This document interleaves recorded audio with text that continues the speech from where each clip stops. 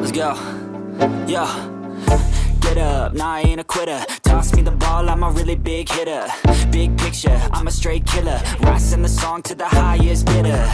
Got juice, got gas, I'ma move fast. New shoes, new tracks, like who's that? I'm new, come back, better than last. Yeah, it's a new me, never gonna look back. Never gonna look back. Cause damn, I was built to last. You move slow and I move fast. And that's facts.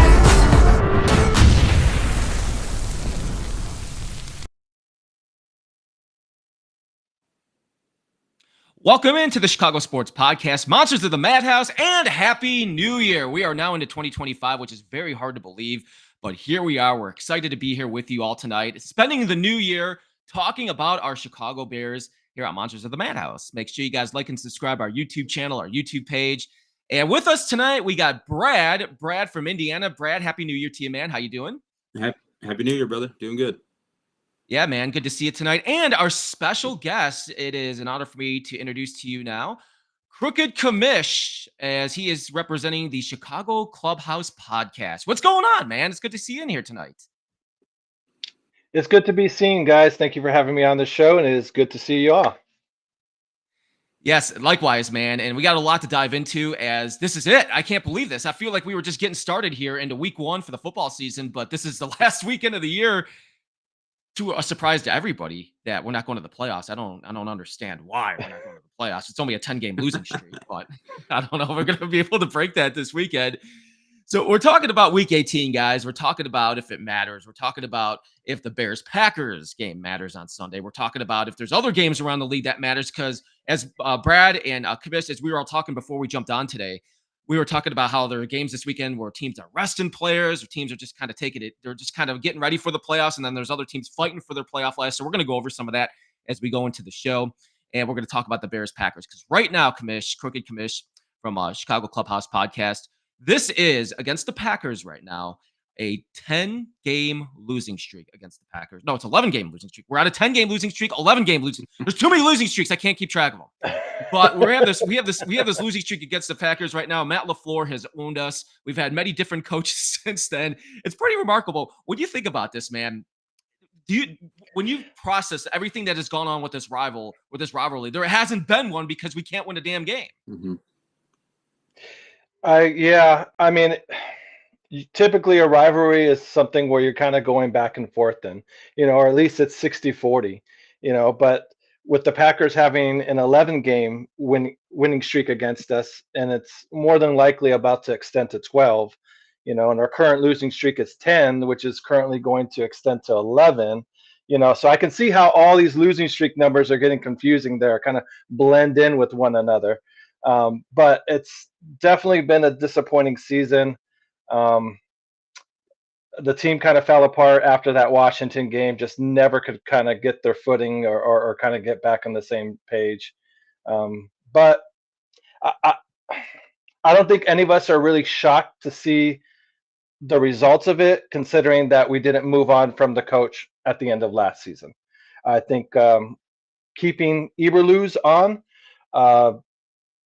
I think we all kind of saw the bad signs or kind of what could be the kind of that cliff there, how bad it could be if he stays on, and unfortunately it ended up being that way. So how many times have we heard Eberflus? I like that. I feel like this has been like 3 shows in a row now where instead of saying Eberflus, we say Eberflus. It's got like that ring to it for the Eberflus. Dude, that's all the guy, like his record. He has a losing record just overall. So, I mean, why call him anything else? Really, you know what I mean? It's just like he doesn't win. Plus, he doesn't know how to win. He keeps on fucking up these games at the end, So it's just like, Yeah, that's a problem. I don't know what his record as a DC was, but I'm sure those years with the Colts, those weren't too bright for them. Like you said, I'm from Indiana, so that's pretty close to home. I don't think those are too bright of years for them. Hey, he can always go back to the Colts. Do you think the Colts are going to have an opening here at the after the weekend, after last weekend? He could always go back there. No, I don't think that's going to happen. They might have 2 openings. They might have a quarterback opening too. Oh, that's why the NFL is so wild right now, guys. Yeah, it is. You guys could like and subscribe on our YouTube channel, YouTube page, and follow us along here, Chicago Sports Podcast, sponsors of the Madhouse. Everybody in the chat room too. Thank you guys for joining us tonight. I see Brandon Trax Hyatt, our guy that leads the way here for the Chicago Sports Podcast, Cliff, and everybody in there. Thank you guys for watching. So when we talk about the Bears-Packers rival, you talk about rivals in sports. You think of some of the big ones like Ohio State and Michigan. That's usually the first one that I think of. In Chicago alone, you think of the Cardinals and the Cubs, which goes back a very long time. And then you think about the Bears and Packers, just what hasn't been. So the first thing that pops up to my mind, and you can think of all the things that have gone wrong, not over the last 10 years, but also in the last like 20 years. Think about some of those playoff games where the Packers going on to go to the Super Bowl and knocking the Bears out. But the first thing that I circle my everything around is the coaching. And we've seen a lot of the coaches here, and I'll just kind of go around the room here. And I'll start with you, Croker Kamish. When you start thinking about the coaches, especially over the last 10 years, I think it's a tough question to say who's done the poorest job. But when you look at Matt Nagy and you look at Matt Eberflus, and I know I'm missing one right now, but when you look at some of the coaches, Mark Trestman, yeah, that's why it's forgettable. Yeah. Why? Who stands out to you as being the worst in this rivalry right now? It's really tough between Trestman and Eberflus here. And the only reason, like, I think Trestman was just as clueless in the locker room. Like, he didn't have an understanding for his locker room like Eberflus didn't as well. I mean, because remembering some of the stories of like Ray McDonald going off in practice and having like a really shitty practice and kind of like getting in teammates' face and being like a major shithead. And then he labeled him the captain for that week because he showed great spirit and fight and whatnot. And it's just like, the hell, and then coming off a bye week and getting our doors blown off of us against Green Bay 42-0 at halftime, and it's like, I was ready for him to be gone after that one. And it's like the only saving grace or good thing is that he had a good offense. Our offense was scoring points, but the counter part of that is our defense completely was non-existent, so as cool as it was to see us getting in shootouts and stuff like that, the fact that we couldn't stop a nosebleed, under the Trestman era was pretty maddening and stuff, considering that's what we're used to with our Bears, is having the dominant defense. And, so it's hard for me to choose between those two. I mean, one day I would say Trestman. I think the next day I would say Eberflus. It's a toss-up, isn't it, Brad? Yeah, it kind of is. I think I would say Trestman was worst. I've listened to a lot of Lance Briggs talk and how much he despises the guy and didn't like him from the first day. That says enough. Seemed like a lot of the players did like Eberflus at first, and they continued to all the way until almost 4 weeks before his departure.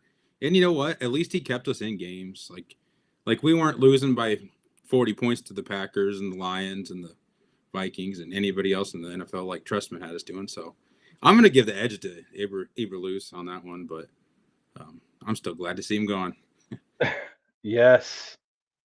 Yeah, you do bring up a good point, because I feel like he did have the locker room until like over the last until this season, until afterwards, until some of the game management and the decisions and stuff like that with Eberflus. So I think I can go with you. Yeah, you can go either way on this. When you lose as much as we do to the Packers, you can go either way on any of the coaches or any of the players that will stand out to you. I see Jimmy in the chat room right now says Trestman is the opposite of leader of men concept, which you hear a lot of that. I think I've heard more than leader of men concept, leader of men. I've heard more of leader of men than I have ever in my entire life over the last 6 weeks. Right. More than I've wanted talk to hear. About this every week, man. It comes up every week. Leader of men. Can we just say leader? Because there's men in the locker room already. It's not like you're coaching, a pee-wee football team here. Yeah. We just need a fucking competent leader. Yeah. Just get us a freaking leader. I know, man. Why is it so hard to do that? You think it'd be easiest, but then you look at about 8 other NFL teams right now that are probably asking the same question, or will be asking the same question after next weekend. So we'll find out. Black Monday, they call it. That's coming up on Monday. So we'll find out on top of the Bears and who else will have openings. I feel like there's going to be quite a few, especially with all the bad teams that are in the NFL this year. We're talking about the Packers and the Bears, you guys. Thank you guys in the chat room, too. I see you, Jimmy and James and Cliff and everybody talking to us tonight. Chicago Sports Podcast. We love y'all. Bears, Packers, we were just talking about it before he jumped on here today about what the Packers are exactly going to be playing for. Listen, the Bears, we know what the Bears and how they've been playing like for the last 10 weeks, and they've been losing for the last 10 weeks. However, I was wondering if the Packers were going to rest some starters for this weekend's game. And sure enough, earlier today, I saw it on NBC Sports that Matt LaFleur, the head coach of the Packers, said, nope, we are going with our starters on Sunday. He plans on playing them because it looks like they're going to be playing the Eagles. If everything, unless something of a miracle, barring a miracle, they're going to be playing the Eagles the first round of the playoffs. But I guess he wants to get some work in. And I'm glad to see that because then we got that rival there. We got the rival to still kind of go on a little bit, even though it's been one-sided. So, Crooked Commish from the Chicago Clubhouse podcast, when you look at the game this weekend, what are you going to be looking for? Is there, in particular, I think our defense played pretty well last week against the Seahawks. I think they played a lot better compared to what we had a couple of weeks before that. But what are you going to be looking for in our offense? What are you going to be looking for more specifically from Caleb Williams on Sunday? Well, for our offense to score more than 3 points, so that would be nice. That's a start. But yeah, but more importantly, I want to see Caleb. I need to see Caleb in this offense score some points in the first 2 quarters. You can't continue to show me that you're scoring points in the third and fourth quarter. Play 4 full quarters of football here, especially in the beginning. Can we have an opening drive or maybe even the second drive of the game? Go down and get a touchdown, not a field goal, but a touchdown. So that's what I'm really hoping to see out of Caleb. Him to stay healthy, of course, obviously. But for the offense to hopefully try and at least score within the first, few drives of the game, if not, the first one. But I know that's asking a lot from our offense right now. So. It hurts. Yeah, Brad, he brings up good points. It's been brutal. Let's just face it. The first quarter, the first half in general, especially the first quarter, has just been brutal all year for our offense and scoring points. Yeah. And I think, wasn't it just last year, we were one of the top teams in scoring on the opening drive of the offensive game?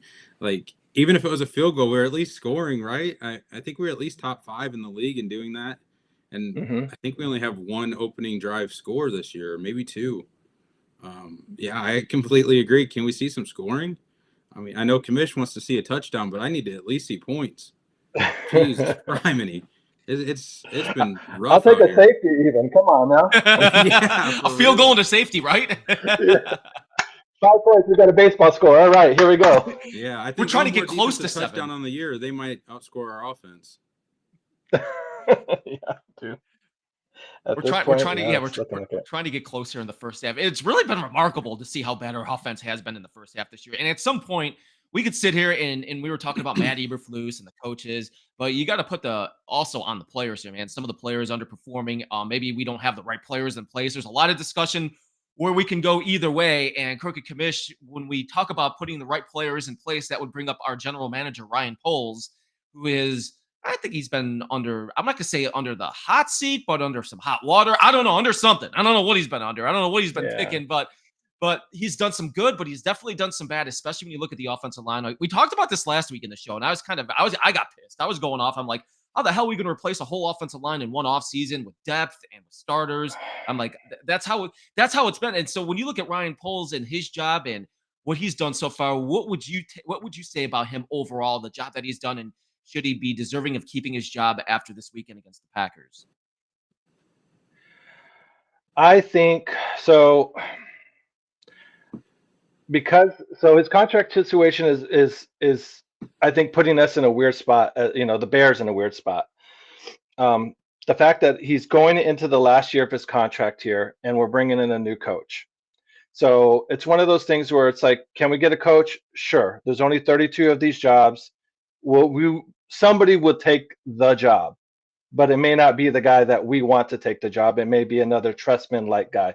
Someone like I don't see a Mike Vrabel or a Brian Flores coming to take this job if the GM's the GM for one more year, lame duck GM, and his whole career is going to depend on you hitting the ground running and having a very good season this first season. Because if not, then the GM may be gone, and then now you have a new GM that didn't hire you. And who knows what your job security is kind of looking like, at that point. Hopefully the GM likes you and he kind of keeps you around and gives you a chance, but very well could be like, no, you're gone after this season. after you have one season and then you're gone. So looking at overall Poles' body of work between free agency, draft picks, trades, I think, like I said, and him only having 1 year, I think you have to give him an extension or let him go. And I don't think he's deserved an extension by any means at all. Just to give this new coach kind of some sort of security of like, this guy's not going to be gone here anytime soon. So, like I said, I like some of the draft picks he put in, but I don't like a lot of his trades. I mean, Ryan Bates, giving up a draft pick for Ryan Bates, I would have rather have just drafted an offensive lineman and started developing him and having him under a rookie contract.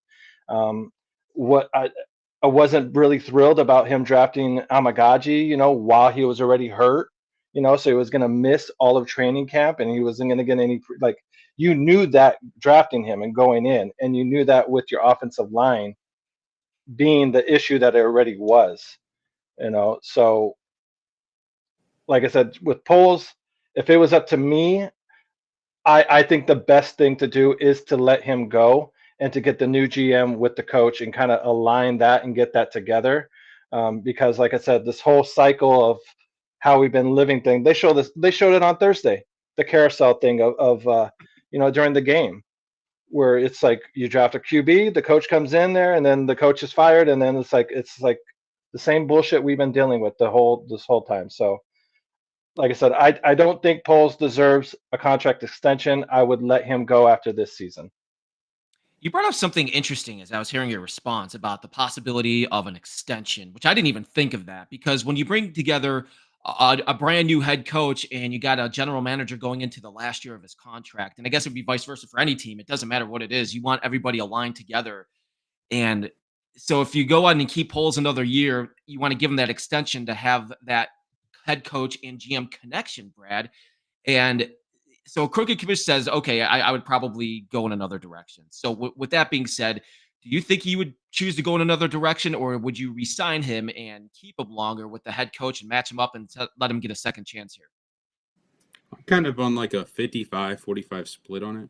I think I'm leaning more towards keeping him, just because I do like the things that he has done that I like. I really like the things that he has done that I don't like at all. I really don't like Claypool, but I love Montez Sweat. I know he's had a down year, but I think we've all seen that it's probably some kind of grueling, nagging injury, whatever, that started at the beginning of the year.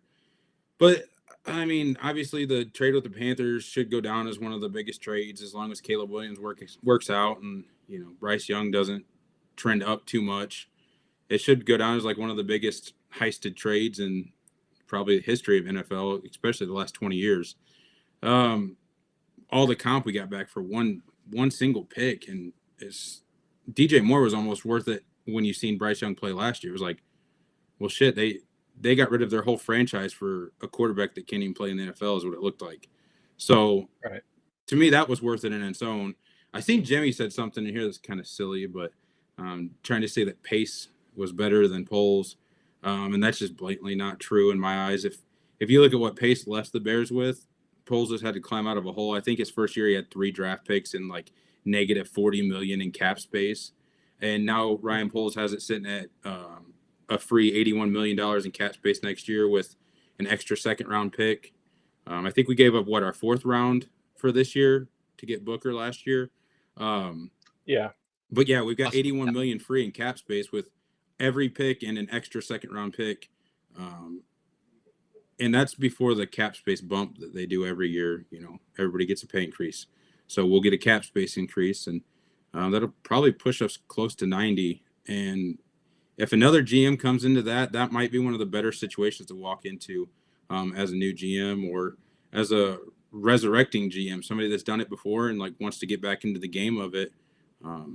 They come in with a lot of money to spend and a lot of draft picks. I don't think that Ryan Poles built the team the correct order.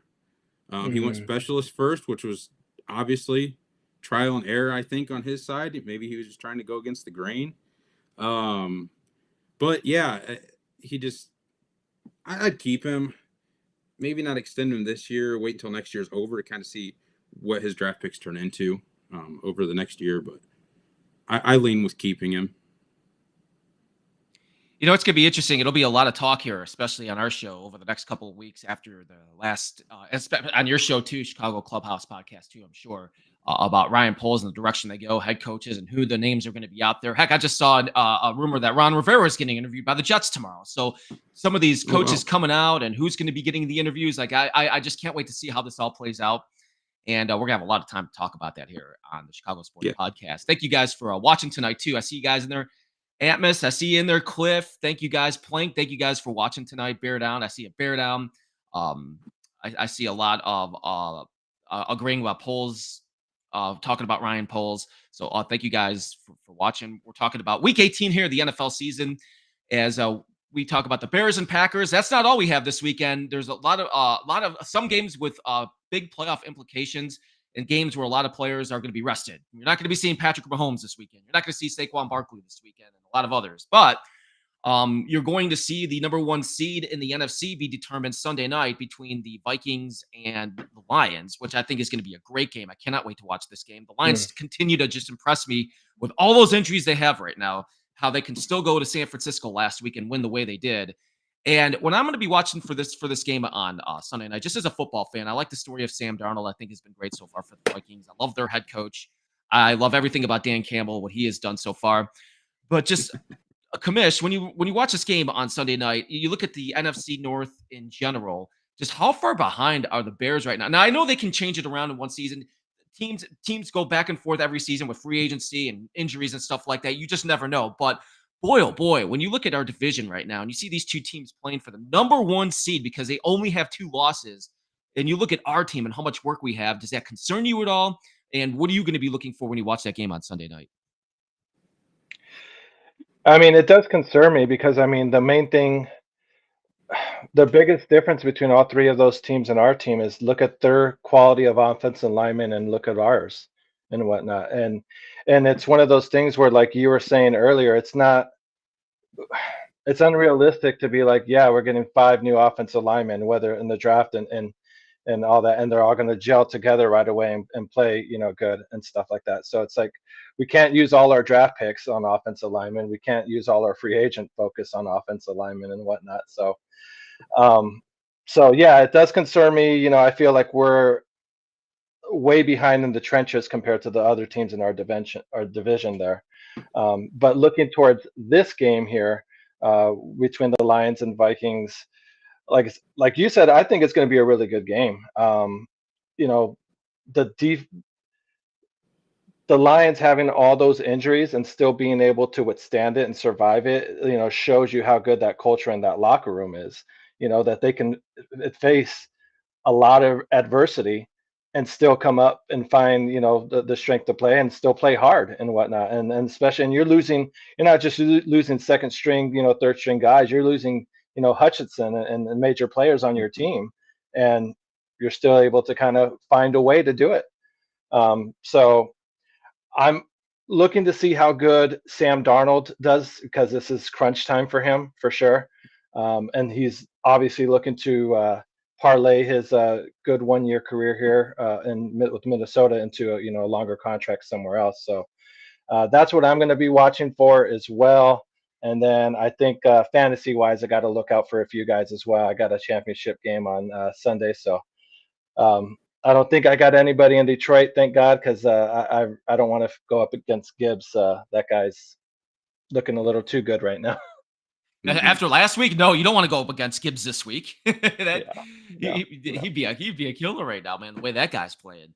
When we're looking about Brad, when we look at this game on Sunday night in our division, we got Sam Darnold and we got Jared Goff, and I love the story of each of them, and I love what Sam Darnold has done this year. So, who do you give the edge to for the quarterbacks? Who do you give it? Is there one you slightly favor a little bit more? Is there an offense that stands out to you a little bit more Sunday night? What do you think? Oh, gosh, Goff is so efficient. He just he looks great. He looks great. Yeah, it's crazy. But I like Sam Darnold in the story, man. I really like it. I do think Goff's a better player. I mean, he did it before he went to Detroit. He got to the Super Bowl, and that whole city and franchise and fan base did him wrong, I think. But that's their choice, and now they got their Super Bowl though. They traded him away, got their Super Bowl, so they're happy. Detroit's happy right now. As long as they win this year, they'll be really happy. I kind of just want to see Detroit be the number 1 seed and then get upset early in the playoffs. So I'm going to lean with Detroit. That speaks like a true Bears fan right there. Damn right. I hope they get upset, right? Yeah. Misery loves company, baby. Misery loves company. I know. Yeah, I want to see them go in there all hyped up and happy, and then just get it laid on them. That would be Detroit. That would be Detroit. Same old Lions, baby. Same old Lions. Yeah, we don't. It'll be fun to watch because I think there's some really good teams in the NFC. And what's got my attention to you guys this weekend for the AFC, because I think if the Cincinnati Bengals somehow is able to get in, they can go to the Super Bowl. Now, it's going to be very difficult for them to get in because they got to go beat the Steelers Saturday night in Pittsburgh, and Steelers are also going to be playing their starters who have also clinched a playoff berth. But what they also need is the Chiefs to lose on Sunday to the Broncos, and the Chiefs are not playing their starters. They've already made that made. Carson Wentz is going to be the starting quarterback, and then the Dolphins would have to lose as well. The Dolphins are playing the Jets, so the Bengals need to win, and they need the Dolphins to lose, and they need the Broncos to lose, which I think is going to be very difficult for that to happen. So, don't they need the Chiefs to lose? They need the Chiefs. They need the Chiefs to lose, don't they? I'm sorry. Did I say the Broncos? Yeah. I said the Yeah, they need the Chiefs to lose, but they're playing their backups. There's a lot. So there's a lot going on for those games. Is there anybody, Commish, when you look at the AFC that will stand out to you for the playoffs? I like Joe Burrow too. I mean, he's, besides him being my fantasy guy, whatnot, but the Cincinnati Bengals, I always am intrigued with them, I should say, especially since their last when they made it to the Super Bowl a few years back. Like I said, Burrow is one of those, is a quarterback kind of like that we're hoping Caleb can turn into, in a sense, and same thing with how well Jaden Daniels has been playing these last few games. That's exactly what we would like to see out of Caleb, But like I said, on the AFC side, though, sticking with that, it'll be interesting. Like I said, there's a lot of teams that are still fighting for the spots there. I think KC can definitely lose there since they're not playing their guys. But the Miami Jets game is still going to be good. Aaron is still trying to show the NFL that he can still play and deserves a contract elsewhere, because I think his time with the Jets is pretty much done. But it'll be interesting to see how well he does if he can go out with a bang there. I know he's been playing better as of late, getting paired up with Devontae Adams. But like I said, that whole thing is going to be really interesting, because for Adams to get traded to the Jets, and then if Rodgers leaves, only to play with Rodgers for 4 or 5 games, and then he's gone, and it's just like, oh, I'm stuck with the Jets. It's like, do they try and pair off and go in free agency together and go somewhere together, or do they go their separate ways again?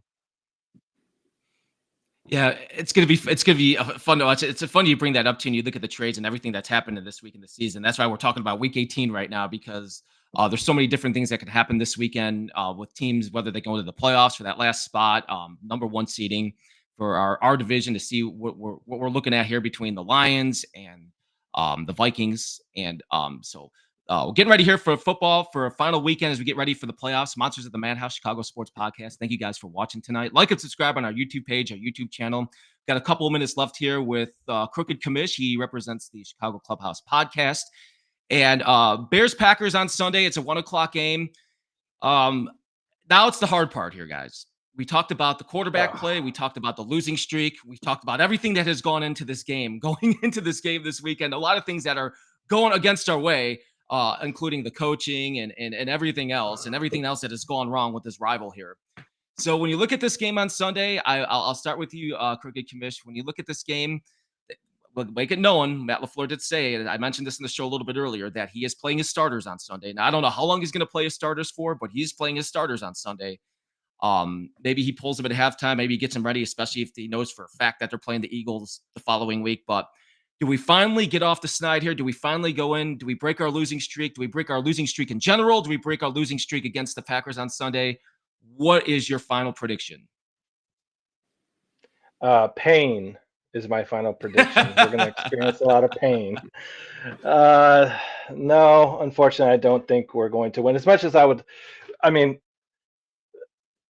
that would at least if they could somehow pull off a win, which like I said, I really don't see it like happening, considering that they are playing their starters, which is such a Green Bay thing to do. Like they know that they have us under their boot, and they want to make sure that they keep us there. So it's like they don't want that winning streak to end on their end. So doesn't surprise me, but that would make the victory that much more sweeter if we were to able to pull it off. Is the fact that they did try to beat us, they did play their starters. They can't say, "Oh, we sat our guys. Yeah, so what? You guys won. You didn't really fucking beat anybody. Like you better beat our backups. Who cares?" It's like if we can pull off this win, like it'll definitely be a nice little like a consolation prize, I guess you could say, for the season, for having the season, to at least be able to beat Green Bay at the end of the season there.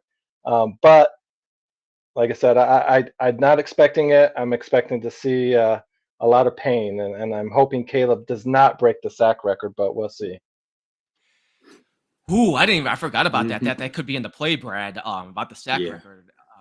He was sacked 7 times last week against the Seahawks, and it could definitely be more with the Packers. Now, the Packers defense didn't play very well last week against the Vikings, so that can give you a little bit of hope for Sunday. But Brad, you kind of got so Crooked Karish says pain is what he's thinking of for the game on Sunday. What is one word that you're thinking of when you think of the Bears-Packers game on Sunday, and who do you think is going to win?